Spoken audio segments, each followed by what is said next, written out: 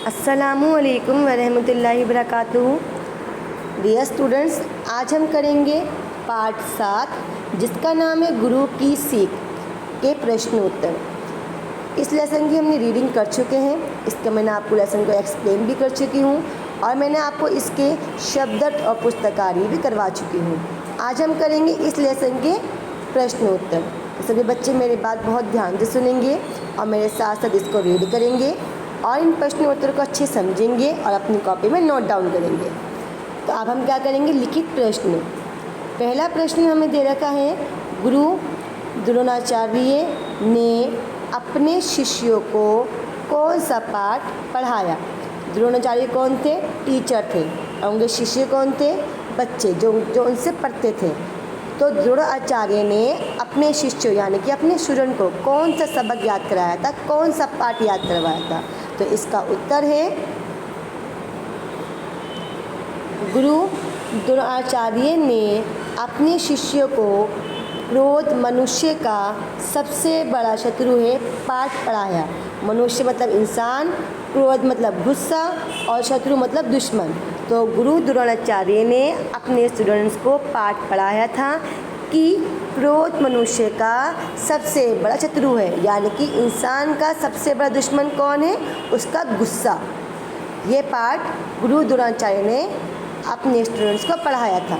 तो पहला सवाल पूरा हो चुका है। अब प्रश्न दूसरा देखते हैं और प्रश्न दूसरा हमें दे रखा है, युधिष्ठिर को किस बात को सुनकर सभी को आश्चर्य हुआ। युधिष्ठिर की किस बात को सुनकर सभी को आश्चर्य हुआ? आश्चर्य मतलब हैरानी।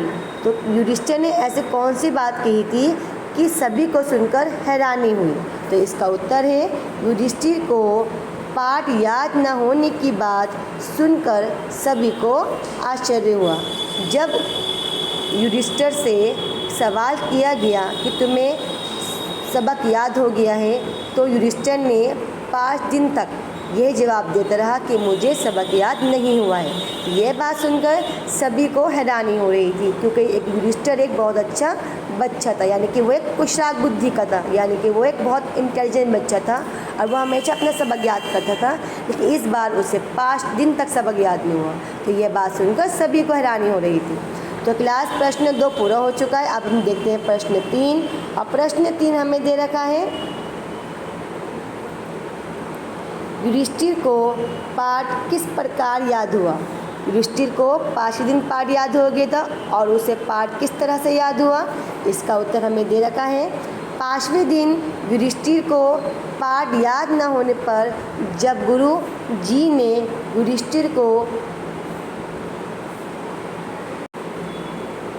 निर्दयता से दंडित किया तो उसे गुरु जी पर क्रोध आया और उसने अपने क्रोध को नियंत्रण किया। इस प्रकार उसे अपना पाठ याद हुआ। जब 5वें दिन युधिष्ठिर को पाठ याद नहीं हुआ तो गुरु जी ने उसे दंडित किया, यानी कि उसे पनिशमेंट दी, उसे उसकी पिटाई की। और जब गुरुजी उसको दंडित कर रहे थे तो युधिष्ठिर को गुरुजी पर गुस्सा आ रहा था और उसने इस तरह से अपने गुस्से पर काबू किया और इस प्रकार उसे अपना पाठ याद हो गया। तो क्लास प्रश्न 3 पूरा हो चुका है। अब हम देखते हैं प्रश्न 4। और प्रश्न 4 हमें दे रखा है, गुरु जी ने युधिष्ठिर को क्या आशीर्वाद दिया।